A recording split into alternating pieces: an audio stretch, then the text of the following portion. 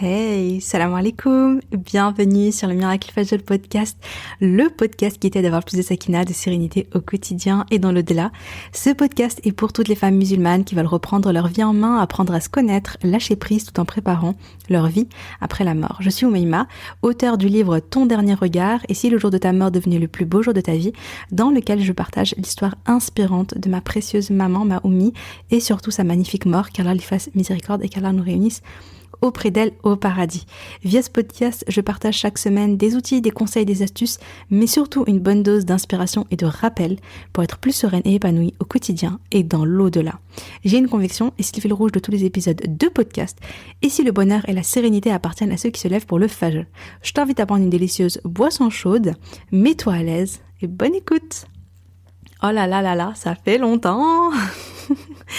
Je suis vraiment contente d'être là. Je suis vraiment contente de reprendre le podcast. Alors, la pause a duré beaucoup plus longtemps que prévu. 4 mois, mon Dieu. J'étais censée reprendre à la rentrée, mais je l'ai pas fait. Alors, pour une bonne raison. Voilà, donc c'est vrai que la saison 2 a vraiment été beaucoup retardée. Tous les jours, je recevais des messages, des mails, des DM qui me disaient « Mais c'est quand la reprise? Est-ce que tu as abandonné le podcast ?» Non, franchement, je ne l'abandonne pas et je ne l'abandonnerai pas. J'aime tellement ce format, alhamdoulilah. Et puis honnêtement, j'ai vraiment des beaux retours et je suis trop heureuse parce que la communauté du podcast, elle fait que grandir. Et alhamdoulilah, j'ai l'impression d'après vos retours que le podcast vous plaît et surtout qu'il vous est utile, parce que le but c'est pas juste que ce soit informatif, genre oui cool, on passe un bon moment, même si c'est cool de passer un bon moment, j'aime bien.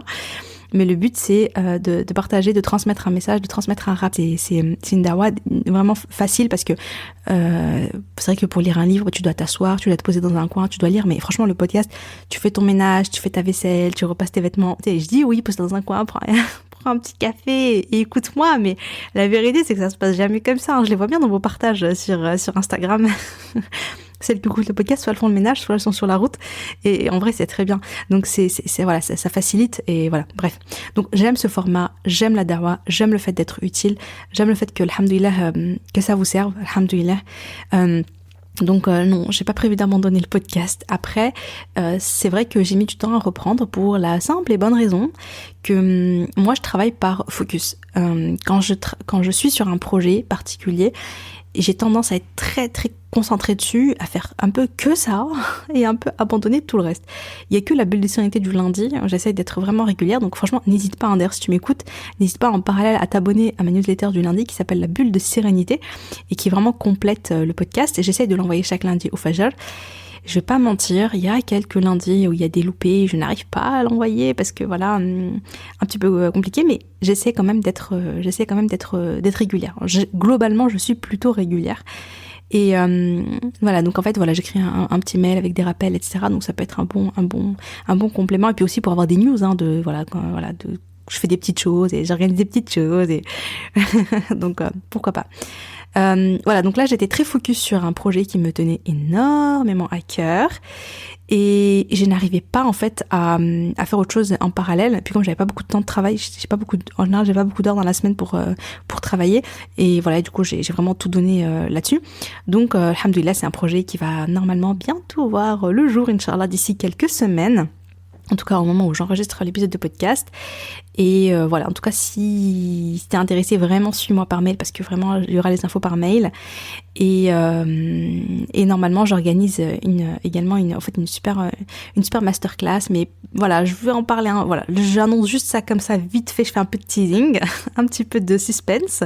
Mais je vous en parlerai un peu plus tard en temps et en heure, Inch'Allah, par mail. En tout cas, aujourd'hui, je suis très heureuse de reprendre le micro. Cette fois-ci, normalement, le son va être bien parce que c'est la première des choses que j'ai vérifiées. Je vais pas faire mes bêtises de la saison 1. Donc, Inch'Allah, on aura un bon son. Et donc, aujourd'hui, je vous retrouve pour un super épisode. Quand je me suis dit, ok, je vais reprendre par quoi vraiment, je réfléchissais quelques jours donc sur les prochains épisodes de podcast. J'aime bien m'y prendre un petit peu à l'avance, noter mes idées, etc. D'ailleurs, je pense, je sais pas comment je vais faire, mais j'ai envie de vous demander à vous en fait, quels sont les thèmes que vous voudriez que j'aborde, et surtout quelles sont les questions en fait. Si je pouvais enregistrer un épisode de podcast autour d'une question, ce serait quoi? Voilà, donc j'aimerais trop en fait qu'on me posiez vos questions et moi je vais piocher dedans pour préparer mes épisodes de podcast. Mais je sais pas, peut-être peut-être que dans ma prochaine newsletter, je vais essayer d'organiser ça, peut-être créer un petit... je vais peut-être vous envoyer ça par mail, vous dire ok, posez-moi vos questions et puis recueillir les questions. Et ensuite moi je prépare les épisodes de podcast à partir de vos questions. Bien sûr, je vais pas répondre à toutes les questions, je vais choisir celles qui me parlent, celles qui m'intéressent le plus ou celles où je me sens habilitée entre guillemets à répondre, parce que parfois il y a des thématiques qui vraiment ne sont pas, c'est pas qu'elles sont pas intéressantes, c'est juste que moi je me sens pas du tout légitime, ou je me sens pas du tout, j'ai pas du tout la connaissance là-dessus, donc je vais choisir, mais au moins j'ai une idée de ce qui vous intéresse, et donc soit je le fais par mail, soit je le fais sur Instagram, je sais pas trop encore, mais je vais partager ça avec vous, Inch'Allah, prochainement. Comme ça, on prépare les épisodes ensemble, ça va être sympa, Inch'Allah. Donc, le sujet du jour, pour moi, c'était super important de commencer par ça. Donc, quand je me suis dit, ok, on va démarrer, on reprend avec quoi ? Du coup, on va parler dans le premier épisode. Pour moi, c'était évident de commencer par la priorité, de commencer par le plus important, de commencer par le rappel le plus important qu'on puisse faire, tu vois, c'est pourquoi est-ce que je suis sur Terre ? C'est quoi ma mission de vie, entre guillemets ? Pourquoi Allah il m'a créé, en fait ? Pourquoi je suis là, quoi ? Pourquoi je me réveille le matin et pourquoi je respire ? Et c'est quoi mon but, en fait ? Est-ce que je erre sur cette terre juste comme ça, sans raison, en vain ? Ou est-ce que... on sait bien que non. Et finalement, quel est mon but ? Quelle est la raison pour laquelle j'ai été créée ? Je voulais vraiment revenir là-dessus parce que, on le sait, mais en fait, on a toujours besoin de rappel. On a toujours besoin de rappel. Ala bi dhikrillah tatma'inna al-qulub. C'est pas ça que je voulais... C'est pas avec le rappel d'Allah que les cœurs s'apaisent. C'est pas celui-là le verset que je voulais citer. Bon. En tout cas, on a besoin de rappel. Parce qu'on oublie, en fait. L'être humain, il oublie. Il y a tellement de choses qui nous font oublier sur cette terre que c'est super important, donc, de se rappeler de la raison pour laquelle on est là. Et de garder, en fait, le cap sur cette raison-là. Et donc, en fait, j'ai regardé une vidéo YouTube il y a quelques temps, comme ça.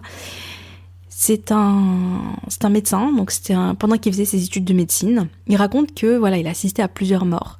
Et il a assisté à une mort, notamment, tu vois, donc il raconte ça vite fait, hein. Il dit juste que je crois que c'était pendant la période de Covid, il y avait un monsieur qui était en train de mourir. Et pendant qu'il était en train de mourir, il criait en disant non, je veux pas mourir, et il meurt. Et alors il prend son âme à ce moment-là. Et en fait, quand j'ai entendu cette histoire, franchement, ça m'a un peu, ça m'a fait peur, ça m'a traumatisée, ça m'a terrifiée.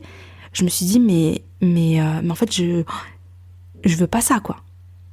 C'est tout sauf ça. Ça, c'est le pire qui puisse m'arriver.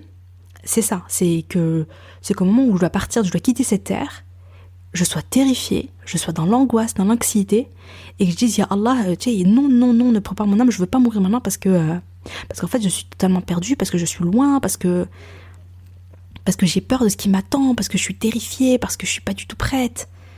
Ça, je me suis dit, mais franchement, ça m'a vraiment fait quelque chose, ça m'a remué. De me dire que tu peux mourir comme ça, qu'il y a quelqu'un qui est mort comme ça en hurlant qu'il voulait pas partir. Il s'accrochait à cette dunya. Et le truc, c'est que j'ai assisté, j'ai assisté 2 personnes qui allaient mourir. Ma maman, qu'Allah lui fasse miséricorde, et une amie. Alors, mon amie, je l'avais vue, j'en parle, j'en ai déjà parlé, il me semble, dans certains épisodes de podcast, ma précieuse Mariam, si vous pouvez faire des grandes doigts pour elle, qui nous a quittés alors qu'elle avait 25 ans, elle était très jeune, une jeune maman. Rabbi yarhamha wa Rabbi yarham kul mawt al-muslimin et Rabbi yarham ummi. Et en fait, cette Myriam, je me rappelle, donc elle, je l'ai vue quelques semaines avant qu'elle meure. Et je me rappelle, quand je l'ai visitée, j'avais trop peur. En plus, je l'ai visitée dans le même hôpital où ma mère faisait sa chimio, etc. Donc, dès que je suis arrivée à l'hôpital, j'avais une angoisse. Oh là là, j'avais le ventre qui était noué, quoi. J'étais vraiment pas bien. Et j'arrive dans la chambre et je m'approche d'elle et je la vois. Et subhanallah, comment je me suis sentie apaisée, sereine. Parce que je lui ai parlé, alors elle n'était pas toujours consciente. Elle avait des phases un petit peu de conscience et des phases où elle partait. En fait, c'est comme si sa conscience, elle venait, elle partait. Mais quand elle a été consciente, déjà je la trouvais subhanallah très sereine. Bon, elle était très amaigrie, etc. Faut imaginer les traitements, le cancer, voilà quoi, elle était en fin de vie. Mais je sais pas, j'ai trouvé qu'elle dégageait une lumière, elle dégageait une sérénité, elle était belle, subhanallah. Et puis elle me regarde, elle me sourit, elle est contente de me voir, elle me sourit. Et d'ailleurs elle me dit oui, elle me parle de ma maman, voilà, je sais plus exactement ce qu'elle me disait, mais elle me dit des belles paroles sur ma mère. Et puis, je sais, subhanallah, elle me sourit, elle me dit, mais tu sais, Rani Radia, tu vois, elle me dit, je suis satisfaite, alhamdoulilah, tu vois, voilà quoi, parce que c'est dur pour elle, je veux dire, elle quitte son mari, elle quitte une petite fille qui avait 4 ans ou 3 ans, je sais plus, elle quitte un bébé qui a dans les 6 mois à peu près, c'est hyper dur, mais elle n'est pas là accrochée en fait en se disant non, je veux pas partir, je veux pas quitter mon mari, je veux pas quitter mes enfants, non pas du tout. Au contraire, elle est très sereine, elle est dans l'acceptation et elle dit moi Rani Radia, tu vois, je suis satisfaite de ce qu'Allah il a prévu pour moi, alhamdoulilah ala kulli hal, dans chaque chose il y a un bien. Et peu après elle décède, et sachant qu'elle avait un cancer de l'estomac, donc qu'Allah la compte parmi les martyrs et lui accorde le plus haut degré du paradis, et qu'Allah fasse miséricorde également à son frère qui est décédé et à son papa. Rabbi yarhamhum. Et donc cette mort, elle était tellement, franchement, moi je l'ai pas vue au moment de la mort, mais je l'ai vue donc quelques semaines avant, et je suis repartie, j'étais légère, donc je suis arrivée, j'avais une espèce de boule dans la poitrine, et j'étais angoissée, j'avais peur, puis voilà, il y avait toutes les réminiscences liées à l'hôpital, c'était beaucoup de stress et tout, et subhanallah, quand j'ai quitté sa chambre, j'étais apaisée, j'étais sereine, j'étais contente pour elle, je me suis sentie légère, je me suis dit bon, alhamdoulilah, voilà, alhamdoulilah, elle est bien, alhamdoulilah. C'est vrai que c'est dur, c'est vrai que ça va être dur pour sa famille, c'est vrai que ça va être une épreuve terrible, mais alhamdoulilah, tu vois, tu sens en fait pas que c'est une belle fin, quoi, tu vois, qu'il y a une belle fin qui l'attend, bi'idnillah. Et pour Oumi, c'était pareil. Et Oumi, j'en parle dans mon livre, il y a un moment donné où elle a ce déclic, en fait, et où elle accepte, où elle lâche prise, tu vois, et elle me dit, je me rappellerai toujours, quoi, elle m'a dit, moi, Ana Rani Radia, si Allah il décide de me guérir, alhamdoulilah, et si Allah subhanahu wa ta'ala il décide de prendre mon âme, alhamdoulilah. Dans les deux cas, moi j'accepte ce que Allah il a décrété pour moi. Dans les deux cas, j'accepte ce que Allah il a décidé pour moi. J'ai confiance en lui, et voilà, elle n'était pas elle n'était pas accrochée à cette dunya. Elle n'était pas là en train de se dire, oh là là, mais je vais partir, mais comment ils vont faire mes 8 enfants? Il y en a qu'une qui est mariée, c'était moi. En plus, j'étais jeune maman, et j'étais un peu perdue. Voilà, elle laisse des adolescents.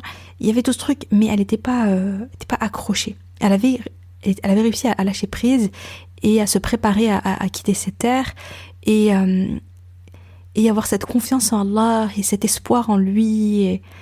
Et voilà, et ça c'est une belle mort, et c'est une mort qui est sereine. Et le truc c'est que voilà, donc pourquoi je raconte cette anecdote? Parce qu'en fait finalement les deux fins sont possibles.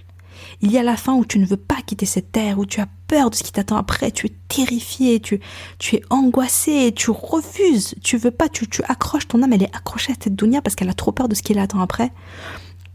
Pourquoi? Parce que tu n'as pas rempli finalement ta mission, t'as pas rempli la mission pour laquelle Allah t'a créé, donc forcément tu vois. Ou alors tu peux quitter cette terre dans la sérénité, parce que t'as fait ce que t'as pu. Alors t'as pas été parfaite, voilà, ma mère n'était pas parfaite, mon amie Myriam elle n'était pas parfaite, mais t'as fait ce que t'as pu, et tu t'es battu contre, tu vois, les passions, voilà, t'as combattu ton nefs, tu t'es levé prier le fajr à l'heure, tu t'es levé faire tes prières, etc., tu vois, voilà, t'as fait le maximum, t'as fait ce que t'as pu, t'as demandé pardon à Allah, t'as noué un lien avec Allah, etc. Et du coup, au moment du rendez-vous avec Allah, finalement, tu arrives à lâcher prise face à cette dunya, et à te préparer pour la suite. Donc les deux sont possibles. Et qu'est-ce qu'on veut? Qu'est-ce que tu veux? Qu'est-ce que je veux? Enfin, c'est évident, tu vois. La deuxième fin, on veut une fin qui soit sereine. Et pour ça, tout simplement, finalement, c'est dans qu'est-ce que je fais tous les jours sur Terre. Et là, je vais parler donc d'une chose qui est importante, c'est que on a tendance à avoir le nez dans le guidon. On a tendance à avoir une espèce de charge mentale, des préoccupations, les responsabilités, une to-do list là, tu vois, qui est toujours remplie dans la tête. Et on a plein de choses à faire. On se réveille le matin, à courir à droite à gauche. Oui, je parlais avec mon amie, mon assistante, mon bras droit, Khadija, si tu passes par là. Et elle me disait que, bon, elle-même parlait avec une fille et elle m'a dit, mais donc elle croise une amie, elle discute avec elle, et elle m'a dit, à la fin de la conversation, elle était stressée parce qu'elle lui a raconté sa journée. Elle dit, ouais, moi dès que je me réveille, tac, c'est la course, je m'occuper des enfants, je dois faire ci, je dois faire ça, je dois courir, je dois faire le ménage, faire la cuisine, faire ci, faire ça, tu vois. Elle m'a dit franchement, ça m'a angoissée, elle me dit ça m'a stressée pour elle, quoi. Donc finalement, on est occupé, on a plein de choses à faire, on a plein de priorités, on a plein de préoccupations, plein de petits soucis, plein de tâches à faire, tu vois, ça s'arrête pas, cette dunya, elle nous happe, elle nous prend, et les enfants, et le mari, et la maison, et le travail, et ceci et cela. Mais le truc, c'est que, et du coup, on a espèce de le nez dans le guidon tout le temps, et on n'a pas et on manque finalement de clarté, on manque de recul sur, mais c'est quoi le plus important? Certes, j'ai plein de choses à faire, certes, cette dunya, elle m'appelle, ok, mais c'est quoi qui est plus important que ça, tu vois? Parce que finalement, on peut soit vivre un petit peu au jour le jour, soit vivre le nez tout le temps dans le faire, je fais ça. On fait nos prières, on jeûne, on fait des choses qu'on doit faire, mais on les fait à la va-vite, on les fait en mode automatique, on les fait en mode tac, allez hop. Oui, là, la prière, c'est entre telle heure et telle heure, ok, je vais la faire vite fait et on n'en parle plus après, quoi, tu vois. L'adoration devient une tâche en plus dans notre to-do list, tu vois. Et il n'y a pas comment dire, il manque en fait l'iman, il manque la méditation, il manque le cœur qui se remplit de lumière, il nous manque cette foi, il nous manque ces moments de méditation, uniquement de méditation, tu vois. On est là, on est dans cette dunya, et en fait il nous manque, on met pas en avant l'essentiel, on met pas Allah avant tout le reste. Et je me disais, mais qu'est-ce qui changerait si au moment où je me réveille, tu vois, je me pose la question de, mais qu'est-ce que je vais faire aujourd'hui pour préparer ma akhira? Mais qu'est-ce que je vais faire aujourd'hui pour mieux adorer Allah? Mais qu'est-ce que je vais faire aujourd'hui pour me rapprocher d'Allah? Mais qu'est-ce que je vais faire aujourd'hui pour vivre sur la ilaha illallah? Mais qu'est-ce que je vais faire aujourd'hui pour me faire aimer d'Allah? Tu vois? Qu'est-ce qui changerait si on commençait la journée comme ça? Et si on terminait la journée en se disant, ok, la journée elle est passée, mais qu'est-ce que j'ai fait pour Allah? La journée elle est passée, c'est quoi les péchés que j'ai commis, c'est quoi les bonnes actions que j'ai commis, j'en suis où là, tu vois, dans la petite balance là, tu sais, si on devait un peu comparer les deux listes, j'en suis où, je penche plutôt vers l'un ou plutôt vers l'autre? Est-ce que j'ai pris vraiment un temps où j'ai fait du dhikr en conscience, en méditant, ou pas le dhikr, tu vois, en mode rapide, voilà, tu vois, en même temps je fais un truc, en même temps, nanana, tu vois. Ce qui est déjà, alhamdoulilah, c'est déjà mieux que rien, tu vois. Mais voilà, est-ce que j'ai mis Allah avant le reste? Est-ce que j'ai fait d'Allah ma priorité? Est-ce que j'ai fait de la ilaha illallah? Il n'y a nulle divinité digne d'être adorée en dehors d'Allah. Est-ce que j'ai mis vraiment Allah au-dessus de tout? Au-dessus du travail, au-dessus des enfants, au-dessus du mari, au-dessus de moi, tu vois? Allah, est-ce que j'ai fait un pas vers Allah aujourd'hui? Est-ce que j'ai fait quelque chose pour Allah aujourd'hui? C'est vraiment de se dire ça. Et d'être honnête avec soi-même. En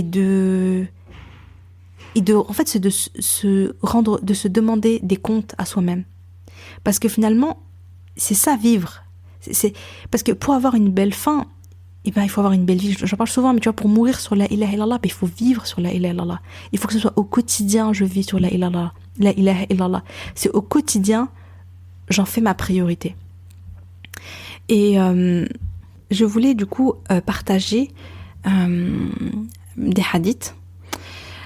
Le premier, donc, c'est le prophète sallallahu alayhi wa sallam qui dit: l'intelligent est celui qui se rend des comptes à lui-même et qui œuvre pour l'au-delà, et l'inconscient est celui qui se laisse aller à ses passions et qui garde de grands espoirs en Allah. Donc c'est rapporté par Tirmidhi, Ahmad, Ibn Majah et Al-Hakim.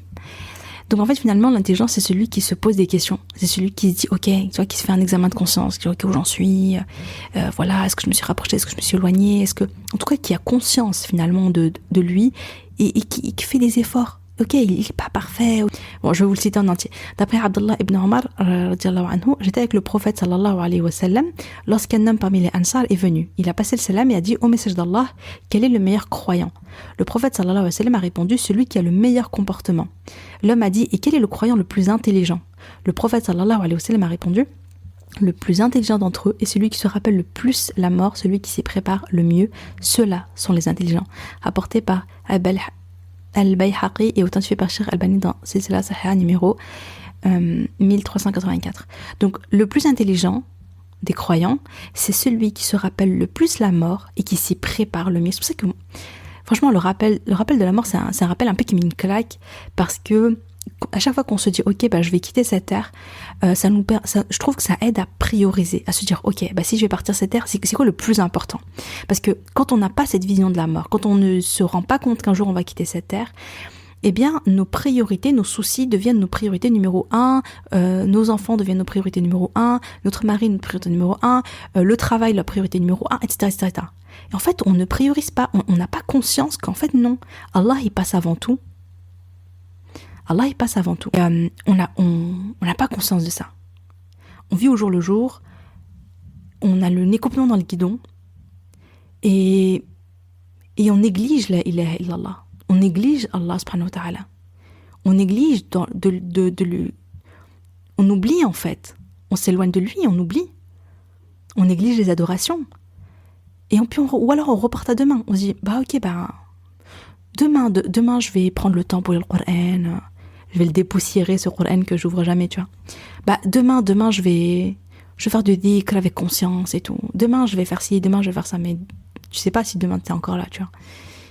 Au lieu de se dire, mais non, en fait, tous les jours, je dois faire. Après, ça veut pas dire qu'il faut arrêter de vivre et être uniquement en adoration.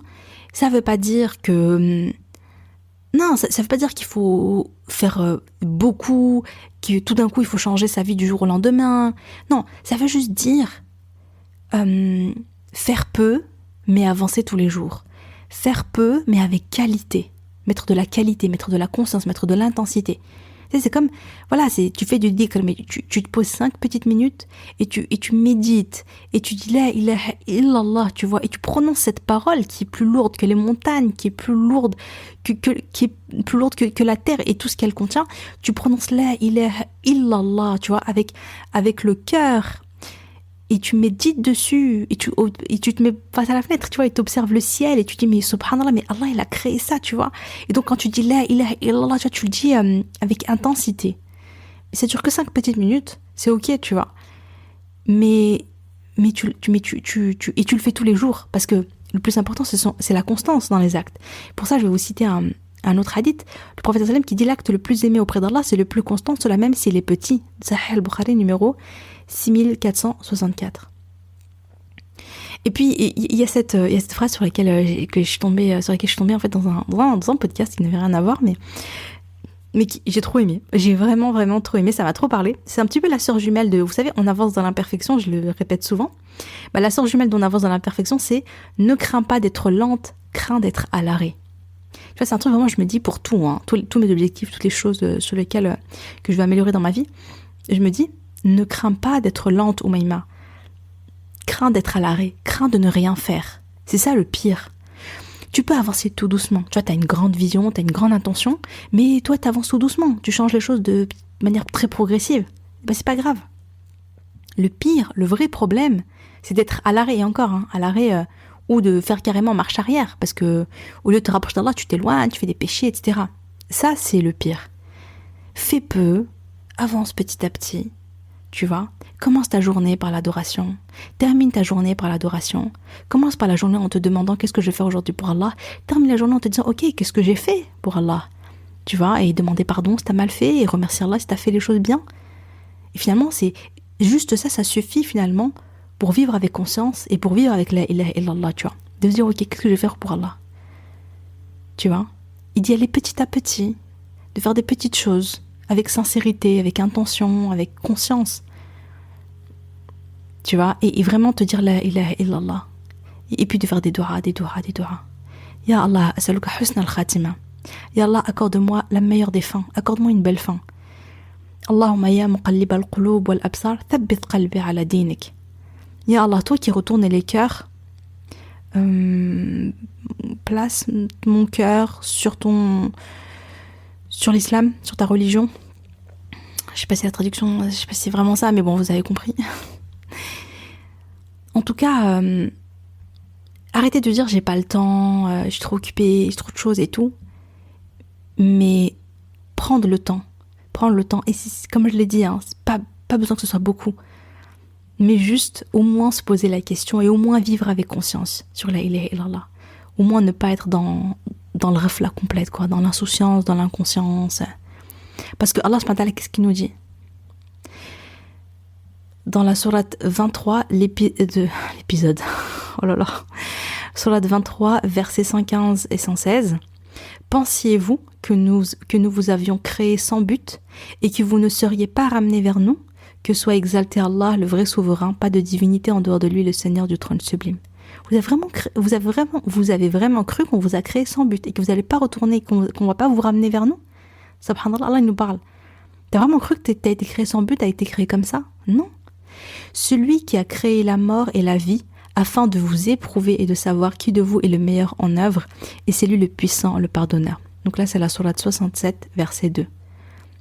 Il nous a créé, Allah subhanahu wa ta'ala, pour nous éprouver, pour nous voir comment on œuvre et pour voir qui parmi nous est le meilleur. Je n'ai créé les djinns et les hommes qu'afin qu'ils m'adorent. La sourate 51, le verset 56. Nous n'avons pas créé le ciel et la terre et ce qui existe entre eux en vain. C'est ce que pensent ceux qui ont mécru. Malheur à ceux qui ont mécru pour le feu qui les attend. Sourate 38 et verset 27. Et Allah il n'a pas créé toute cette terre, et ces montagnes, et la mer, et le ciel, et les animaux, et les fruits, et les légumes. Allah il n'a pas créé tout cela, et l'homme, évidemment. Il ne nous a pas créé en vain. Il n'a pas créé tout ça juste comme ça, tu vois. C'est, voilà, un hasard. Voilà, il nous a créé comme ça, et puis voilà, et puis fais ta vie, et puis après, non. Non, on a été créé, on a un but. On a un but sur cette terre. On a un but sur cette terre. On a été créé pour adorer Allah subhanahu wa ta'ala. On a été créé pour mettre Allah subhanahu wa ta'ala au-dessus de tout. On a été créé pour la ilaha illallah. Et même si on est sur cette terre aujourd'hui, notre finalité n'est pas la terre. On n'a pas été créé juste pour, vivre la meilleure des vies ici-bas. Mais on a été créé pour le paradis. Pour vivre la meilleure vie éternellement au paradis. Voilà. Donc